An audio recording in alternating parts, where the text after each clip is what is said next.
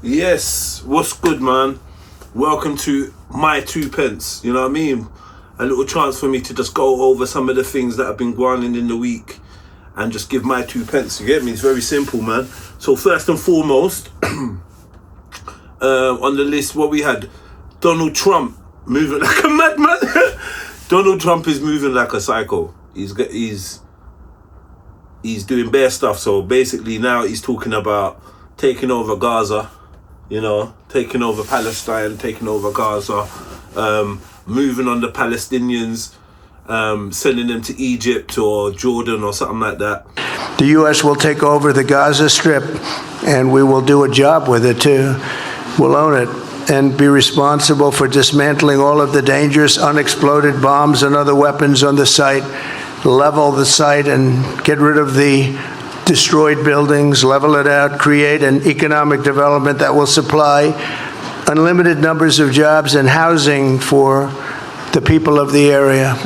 Do a real job, do something different. Just can't go back. If you go back, it's going to end up the same way it has for 100 years. I'm hopeful that this ceasefire could be the beginning of a larger and more enduring peace that will end the bloodshed and killing once and for all. With the same goal in mind, my administration has been moving quickly to restore trust in the alliance and rebuild American strength throughout the region. And we've really done that. We're a respected nation again.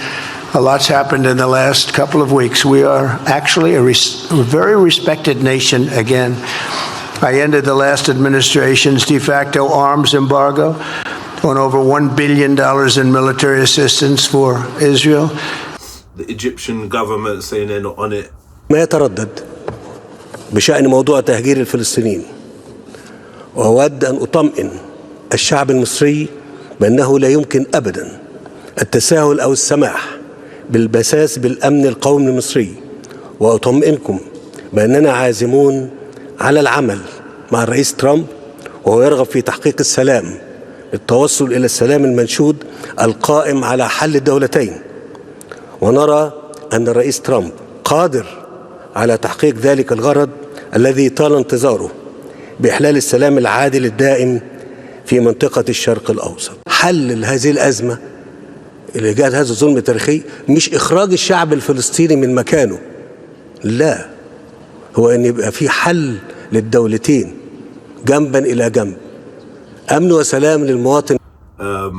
I'll probably play some clip probably before or after, so you can see what he's been saying. And yeah, he's just getting on like a general madman. Personally, I think that we're going to go through a mad period. 2025 is definitely guaranteed to be a mad period where we see a lot of changes. And a lot of the old conspiracy tinfoil hat guys are going to get to be vindicated, you know. It seems like there's definitely a massive play for land, strategic positions, and, you know, political alliances are being formed and destroyed, and it's a mad time. You know, we got the Burkina Faso brother, you know, shout him out, he's out there doing his thing. A lot of people excited about Trump. Personally, I think that there's no political figure that's out there that is non-biased or not part of the club. So, you know, it remains to be seen what's going to happen. But I do think that it's possible that there's a period where a lot of seemingly good things, positive things happen. And I think this is where those people need to be vigilant. Either they're going to give you something to fight for, meaning that they're going to fill your pockets and solve some of your problems and get you in a position where when they ask you to fight for what you've got, you're more likely to fight for it. Because right now, I think worldwide, public opinion of the government and nationalism and stuff like that is kind of at an all-time low. So it'd be a bad time to try and garner everyone. But I do think there's going to be a big event soon, you know. So we're seeing the building towards that. Let me know in the comments what you lot think about Trump. Obviously, the thing with Gaza is actually ridiculous. Do you know what I'm trying to say? I don't think it's something that's probably ever going to happen. But I think he's here to ruffle some feathers. You know, who knows? So keep your eyes out for what's going on over there, Gaza sides. Yeah. Next, but there's a lot of weird things going on. Crashing, a lot of things are crashing. Systems are crashing. You know, planes are crashing. The pilot of an F-35 fighter jet is safe after he crash landed at an Air Force base in Alaska. Another plane crash in the United States has claimed at least 6 lives. This latest tragedy coming just days after a passenger jet and a military helicopter collided in Washington, D.C. The pilot was executing standard procedures and executing their respective mission, and essentially experienced an in-flight malfunction. This crash comes after a string of incidents involving military aircraft. We got the bank. What bank was it again? Barclays. Barclays bank crashing. I think some of the other smaller branches have crashed momentarily. Barclays' response to the ongoing banking crisis that they've created is extraordinarily arrogant. Here's an institution that prides itself on stability, reliability, and above all, trust. And yet, in an almost comically tragic failure, the bank's IT glitch has left thousands of customers unable to access their accounts, conduct transactions, or indeed buy necessities for their children. And a payday outage of this scale is a nightmare scenario, particularly when it coincides with the UK's self-assessment tax deadline. And while I wasn't directly impacted by the tax deadline, I was directly impacted by sort of problems of trying to access stuff through my debit card. And what I found so extraordinary was the absence of people at the end of a telephone. So Barclays staff seem only to work Monday to Friday, even in the middle of a crisis which they've created. On January the 31st, the IT failure disrupted Barclays' online and mobile banking services, and this has led to customers finding their balances frozen, payments lost in cyberspace, and entire accounts seemingly vanishing into the digital ether. And reports have flooded in across social media, with some unable to pay their weekly groceries, settle urgent bills, or even purchase baby formula. And for many, the failure represented not just an inconvenience, but a direct challenge to their ability to feed their families or keep their homes warm. And according to adding to this distress, Barclays' initial communications were painfully vague. The usual platitudes of "we're aware of the issue and we're working hard, we're trying hard to fix this" appeared across their customer service channels, but the real blow came from their official social media account. And when a desperate customer reached out for help, Barclays had the gall to suggest that they turn to families or friends for support, or even to a food bank. The Barclays response offers an excellent example of what not to do in a crisis. Let's consider a few key failures. The failure to offer immediate solutions, and despite claiming that customers could still use ATMs, many reported incorrect balances and blocked transactions, and the bank insisted it would ensure no one was left out of pocket. But the damage has already been done. The lack of empathy in telling customers to seek charity for an issue entirely of Barclays' making is not merely incompetent, it is actively insulting. This is not just a bad look, it's a fundamental breakdown of a relationship between a financial institution and its clients. The poor crisis communications is very simple. America, they had Chase Bank, you know, and I've said it already. I made a video on my Instagram, but I said it already. Like, it's definitely a testing for something that's about to come. Yeah, they're testing the system. Boy, you know, when the lights go out, your money in the bank ain't no good. All these years you've been slaving, stacking, grinding. You know what I mean? And you could just lose access to your money just like that. It's dangerous times. They're getting rid of cash. Playing games with your digital money. They're talking about bringing in digital programmable currency as well.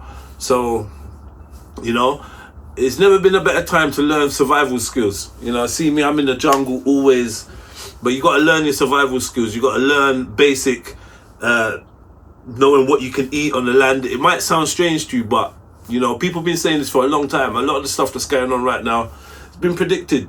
2 weeks since Goma fell and Munzenze prison went up in flames, they are still removing the bodies. Today, as we arrived, so too did the Red Cross. Here, to clean up one of the most horrifying incidents this recent conflict has produced. On the night of Sunday the 26th, the M23 rebel group was on the verge of capturing the city. In the chaos, a prison break got underway and fire engulfed the building. More than 4,000 inmates escaped. As the M23 fighters were closing in on the city, the prison guards fled. We are told the inmates then set fire to try and escape, but some of the women were trapped. We followed the Red Cross workers into the female wing. Much of what we witnessed there is too shocking to show.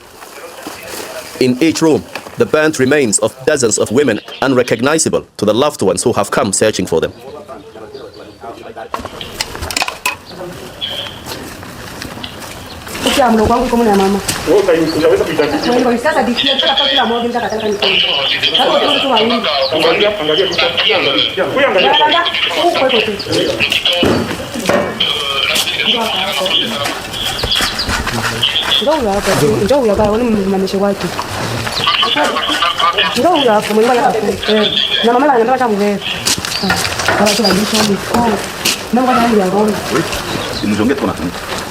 Karen's mother had been in jail for nearly 2 years after she was sentenced for stealing. Her baby sister, Mami, was born inside the prison. Kubisuku nilifika hapa lendi prosheni nenda kia na mamasha msuka bia kula ya kufanya basi kubakia tu mie peke. This lady, whose identity we are protecting, was one of the handful who managed to escape. She suffered severe burns in the process. Kuprizo ya Munzenze kena magharibi usiku tunalala tunasikia moto kama ni bombe ndio walitupaka kani nini atoiwe anza lalamika tunakufia mu prison.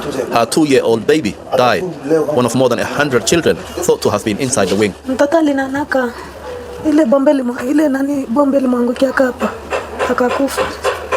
Walilungulaka watoto wa mingi kwa yeye. Walikuwa watoto 7 skata. Walilungulaka. Yeah, it must have been terrifying being in these cells when fire engulfed and you don't know what to do. You can't even open the door. For some of the victims' relatives, grief is giving way to anger. Outside, we meet Lumumba, whose aunt died in the fire. Elle s'appelait Kavira Machomoya. Nous sommes très proches, moi elle. On était très proches alors parce que nous sommes là, périphérique qu'on appelle Mapanga Nord.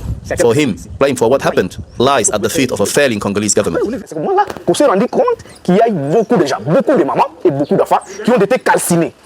Ils ont été calcinés ici tout simplement parce que le gouvernement était incompétent. Tout simplement parce que le gouvernement a démissionné, a failli à sa mission. I struggle to understand how somebody can commit such a crime, do such an act, but it's not for me to understand. Just know that there's seriously wild, crazy, unscrupulous individuals that got no morals, no cares, no nothing, and they'll do whatever they want. You know, it's scary times, man. So yeah, prayers up for the people in Congo. You know what I mean? Any support that you can give them. I don't know how you're gonna do it. Do you know what I mean? 'Cause I don't trust charities.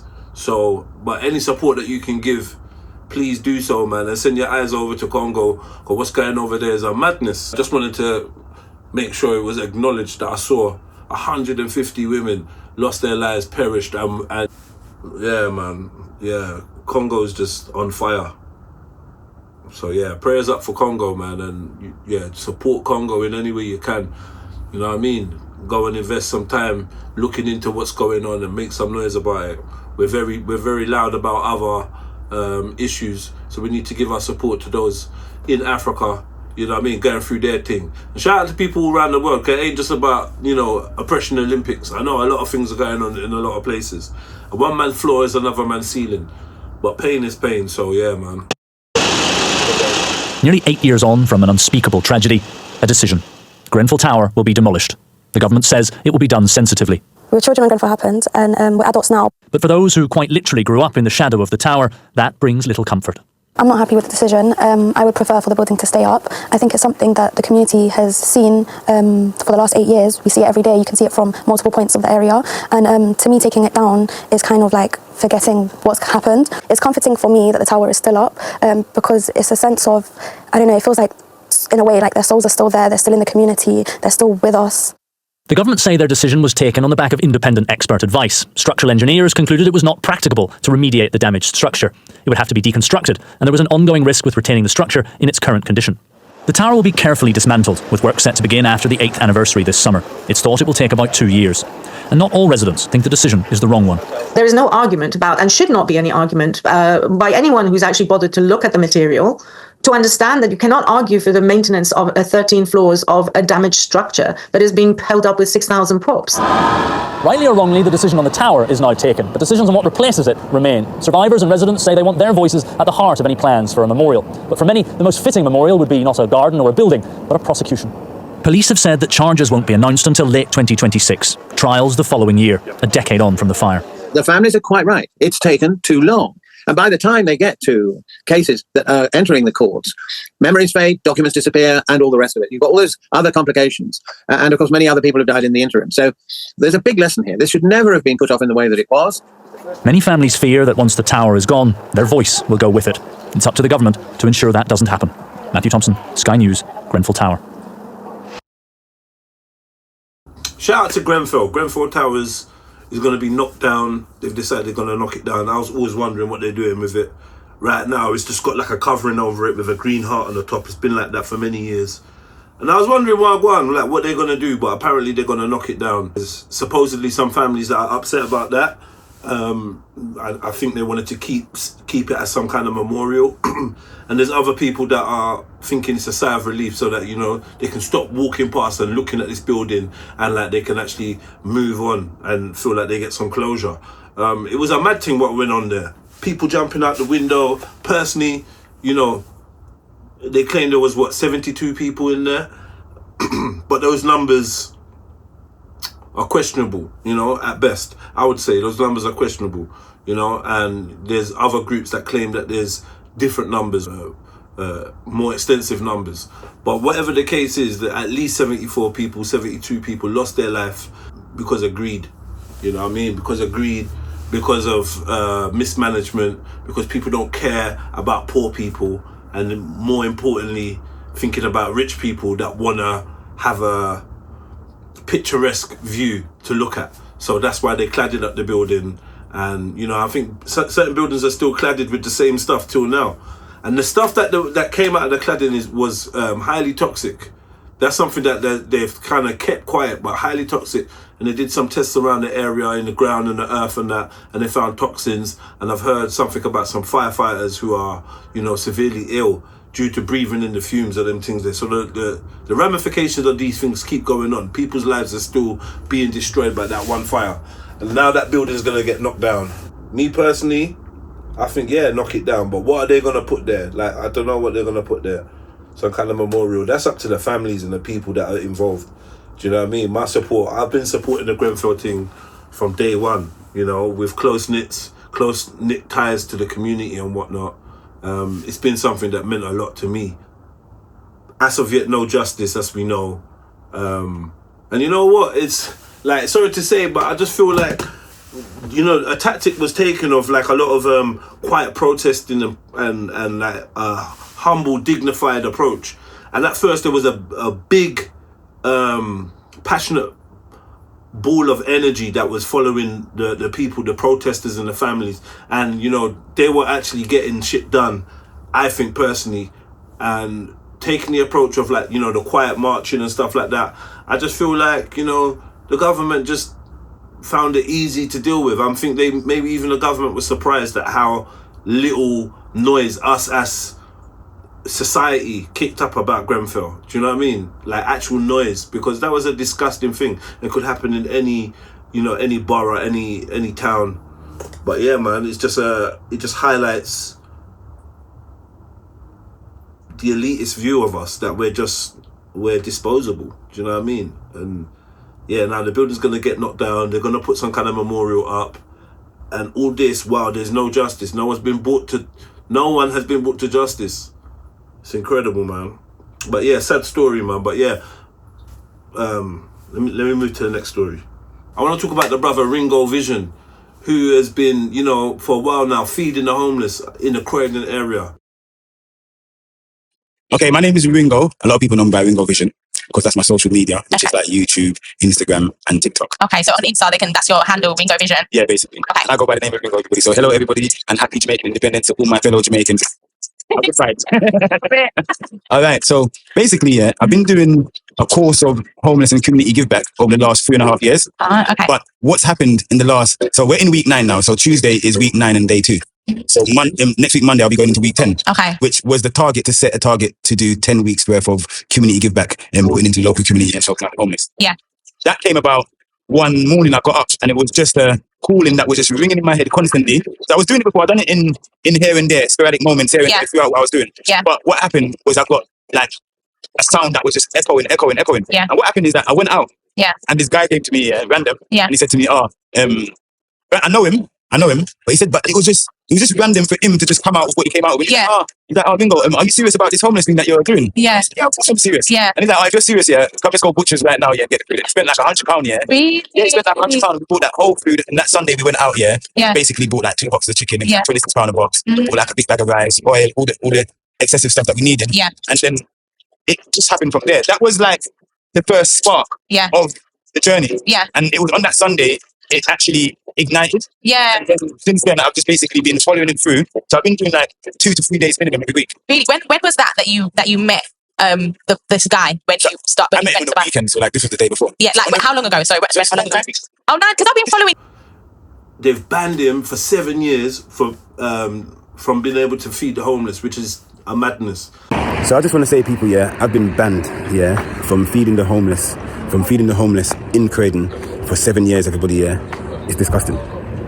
It's actually disgusting. The journey is at like a halt right now, everybody, yeah. I didn't know how to break this news to you guys and tell you guys what's happening, but basically, yeah, I've been stopped. I'm not allowed to have the shopping trolley in Croydon anymore, giving back anything to the local community, especially feeding and cooking for the homeless, everyone, yeah. So what's going to happen now? We have to go to a plan B, everybody, and just think of a solution. First and foremost, I have to clear up my name as well and just sort this out, because it's so ridiculous what's happening. I'm going to give you guys a look of what they've done.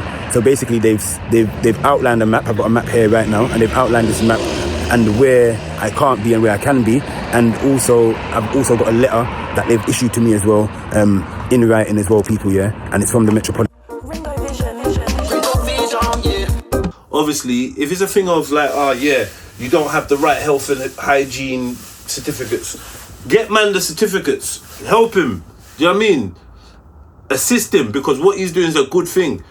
Like the amount of money that we burn, or that they burn, taxpayers' money that they burn, and they don't put this towards the homeless problem that is massive in the UK, and the people that can't afford to eat or ain't got the ability to eat, they're just being left out there. You got someone like Ringo, who out the goodness of his own heart is not even asking for nothing, trying to do something, and what do? You ban him for 7 years. 7 years! Like, and then I think he went to Crawley. They done the same thing. So it's like they're pestering this brother. I don't know what the brother needs to be able to make this legal, but big up Ringo Vision, and big up your efforts, bruv. Like, do you know what I mean? I respect it. Do you know what I mean? Because you're not looking no limelight or no fame. Do you know what I mean? This ain't Idris Elba doing a knife crime campaign. It's just a normal brother, and look what they're doing. Like, help the brother out. Supporting me on the movement, feeding the homeless. I'm very passionate. I felt that this journey that I'm on, it's not just a journey that I'm here for myself and for any form of self-gains, but I strongly believe that I was here and I'm on a mission. And the mission that I'm on is not chosen by myself, but through life, it brought me to this part where I am right now, helping those that are in need, giving back to local communities, putting back the love into humanity. That is something that I strongly, deeply believe from the depth of my heart, that I'm here on earth, and that's my mission, that's my purpose. And there's joy in it, there's love in it, there's happiness in it, there's all in it. Because why? We all matter, and humanity matters, people, yeah? And we are all important. All of us that are here, we're all one. You understand? No matter what race or class or what country you come from, you understand the colour of your skin, what language you speak, the way you walk, the way you talk, the way you look. We are all here as one people, a part of the human race. And what's so important about that is that love has been destroyed on the way, and love is the most important thing on each and every one of our journey. You understand? And being humble and finding humbleness on our journey is most. Rather than banning him, get him affiliated with the people that can do this legally. Make his venture pop off. But yeah, big up Ringo Vision. If you can help the brother or whatever, go check him out. I know he's got a YouTube channel, and I think he's got an Instagram. But yeah, his Instagram is Ringo Vision. So go check him out, man. But yeah, it's a liberty what they're doing still. It's a liberty. You know, there's hungry people out there, man. Let the brother feed them. Nowadays, we're in a society, health and safety, blah, blah, blah. Okay, cool. Let's get him. He's a clean brother. He films himself how he does it, preparing the food. He buys the products from the local market and whatnot. And still they're fighting him down. You know, we're in a twisted society. You know what I mean? But yeah, I just wanted to make sure that I bigged up Ringo Vision once again for what he's doing. Enough of these men go unsung and unspoken of, you know, to the masses. So I do my bit to try and highlight Wagwan for the people that's out there trying and striving, you know what I mean? Let me see if there's anything else, man. I might be cutting out. Well, yeah, that's it really. My 2 pence, you know? I'm gonna structure this out a little bit more. But basically, let me know if there's anything you want to hear me speak on, you know, through the week. Hit me up, man. Hit me up. Jedi Online on Instagram. Send me a message, DM me, and then yeah, man, I'll see if I can, you know, drop a little 2 pence on any subject that's relevant. You know, I'm just trying to pick and choose and see what's out there. There's a lot of Trump stuff and a lot of stuff with America. There was the planetary alignment, where 7 celestial bodies were in alignment, and it will happen again on February the 28th. I believe that's the source of some of my recent insomnia, which I've been battling for the last couple of weeks. What else has been going on, really and truly? Do you know what I mean? In my life, I've got back to filming Speakonomics, the podcast, so we're back with that. You know, planning other things. I've got something coming out with, big up Mr. Nalva.